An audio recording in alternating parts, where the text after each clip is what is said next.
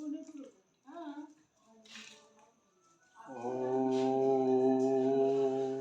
गणपति गुरु गौरी गिरा गोस्वामी गिरिजेश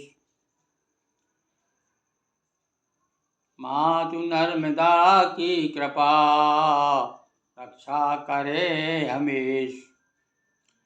बंदो हनुमत लखन संग रिपुहन भरत सुजान। सिया राम जी को नमन गाऊं हरि गुण गान। सियावर रामचंद्र की जय। रामचरितमानस के प्रेमी सज्जनों, अनेक दिनों से एक दोहा लेकर के एक दोहे से दूसरे दोहे तक के बीच की चौपाइयाँ और दोहों का अर्थ रामचरितमानस को सामने रखकर आपके सामने प्रस्तुत किया जा रहा है। आपने भी, मैं समझता हूँ कि पूरी तरह से अर्थ सहित रामायण का अध्ययन नहीं किया होगा। बहुत कम लोग ऐसे होंगे जिन्होंने अर्थ सहित रामायण का अध्ययन किया है। तो यह एक अभिनव प्रयोग मैंने किया है, विशेष रूप से अपने ज्ञान के लिए। जैसे गोस्वामी जी ने लिखा है ना कि तुलसी रघुनाथ गाथा स्वांता सुखाय, तो मैंने भी स्वांता सुखाय बहुत दिनों से सोच रहा था। अनेक ऐसी चौपाइयाँ हैं जिनका अर्थ आज भी हमारे समझ में नहीं आता, उसके लिए हमें अर्थ देखना पड़ता है। तो ये महती कृपा हुई राम जी की कि उसी समय से, जिस समय प्राण प्रतिष्ठा होने जा रही थी, उसके पूर्व से ही 14 जनवरी से ही हमने ये अभियान प्रारंभ किया है, एक तरह से अनुष्ठान शुरू किया है। तो सुनिए अब आगे।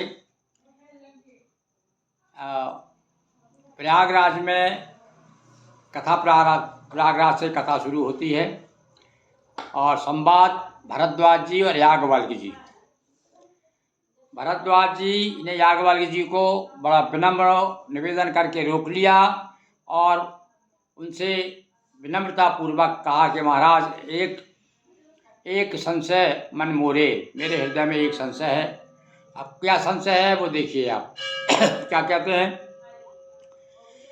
कि अस विचार प्रगटो निज मोहु हरऊ नाथ कर जन पर छोऊ। मेरे संशय का हरण कीजिए, मेरे मन में एक संशय है। कौन कह रहे हैं? भरद्वाज जी कह रहे हैं।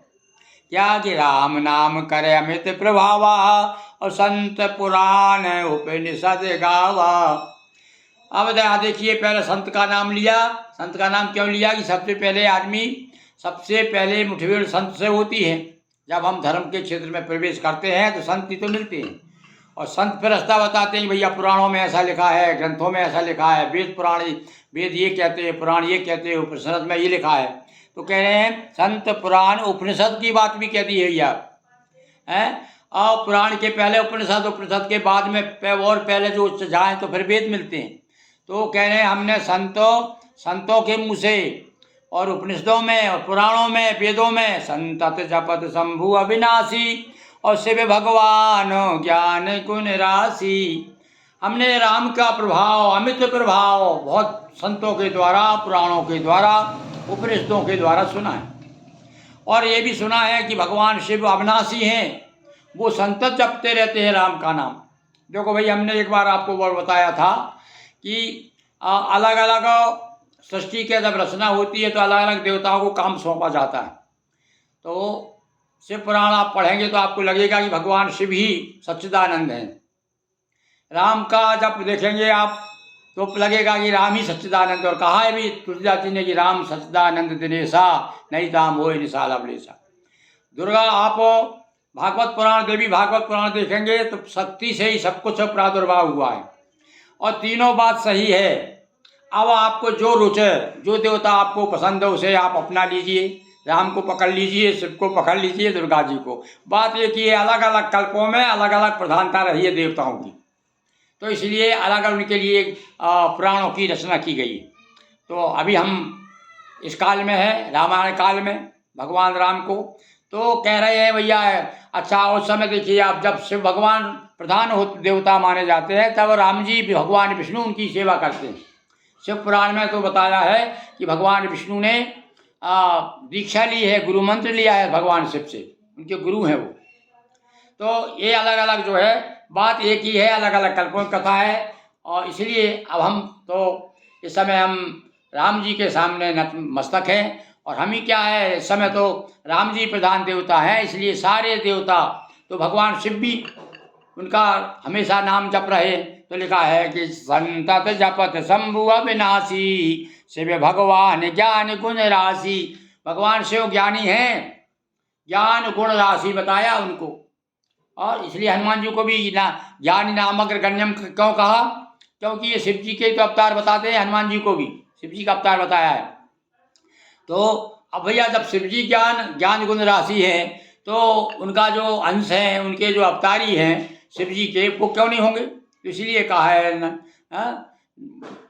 ज्ञानी नामग्रगण्यम सकल गुण निधानम वानराणाम धीसम, हनुमान जी के लिए कहा है।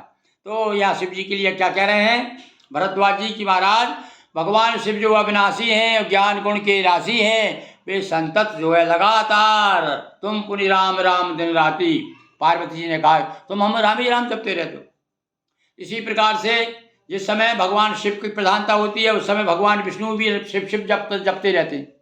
तो ये हमको एक प्रेरणा देते हैं, हमें बताते हैं, शिक्षा देते हैं कि भाई जो जिसका इष्ट है और इष्ट प्रमुख है उसका, और उस इष्ट को ही सब कुछ मान करके और उसकी सेवा करना चाहिए। तो जो राम के भक्त हैं वो तो 24 घंटे उन्हें राम राम जपना ही है भाई। तो आकर चार जीव जग यहीं, और काशी मरत परम पद लहीं।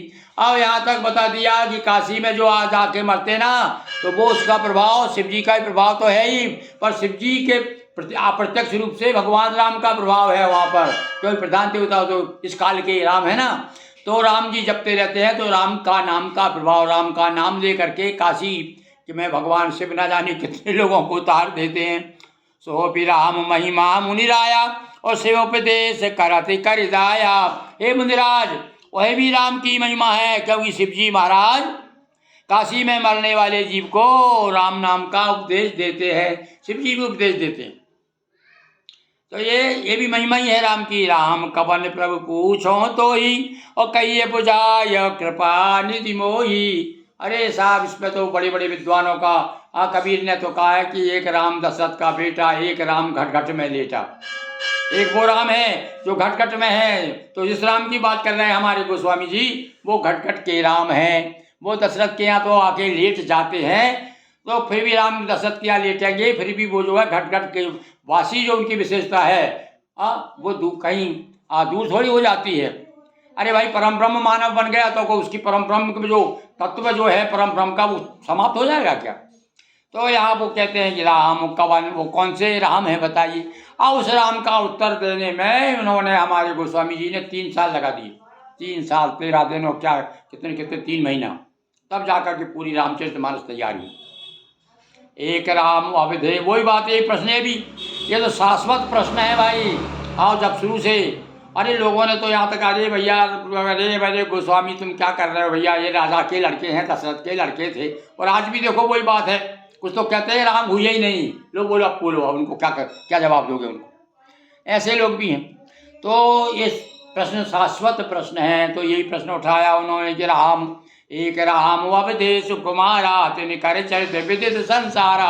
एक तो वो अवधेश कुमार राजा, अवध में, अवध के राजा हैं, जो सारा संसार जानता ही। अयोध्या में एक राजा राम हो गए, कयारी पे रहे दुख लयो सयो लयो अपारा, भरत रो भयो रोष रन रावण मारा। और वो राम का एक ऐसे राम है जिन्होंने अपनी पत्नी की रक्षा के लिए, उसको बचाने के लिए, उसको लाने के लिए, और रावण को मार करके लंका को विजय प्राप्त की है। उनको रोष आ गया, उनकी पत्नी का हरण कर लिया, तो प्रभु सोई राम की अपर को जाई जपे त्रिपुरार। अब बताया कि भगवान शिव इसका जप करते हैं, वो कौन से राम है, क्या ये राम है कि वो राम। यहाँ तुलसीदास जी ने अभेद बता दिया, अभेद कौन से राम है, को तो परम ब्रह्म राम आने, निर्गुण राम और सगुण राम। तो निर्गुण और सगुण को दोनों को मिला दिया कि भैया निर्गुण ही भक्तों के दुखों को दूर करने के लिए सगुण हो जाते हैं।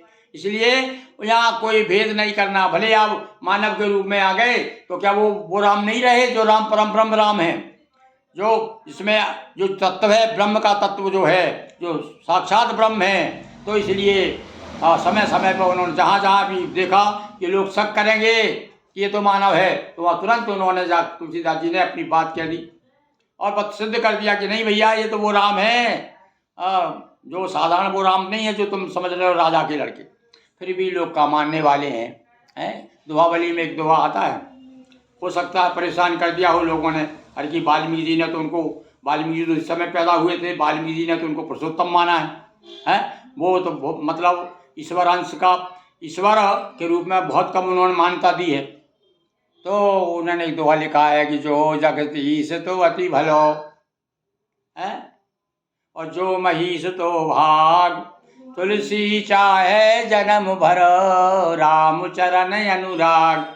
यादे भैया, तुम लोग कहते हो जगदीश है, तो मैं तो जगदीश ही मानता हूँ जगदीश है, पर तुम यदि कहते हो महिष है, वो तो जगदीश नहीं है, राजा है, और आप जबरन उनको परम परम बता रहे हो।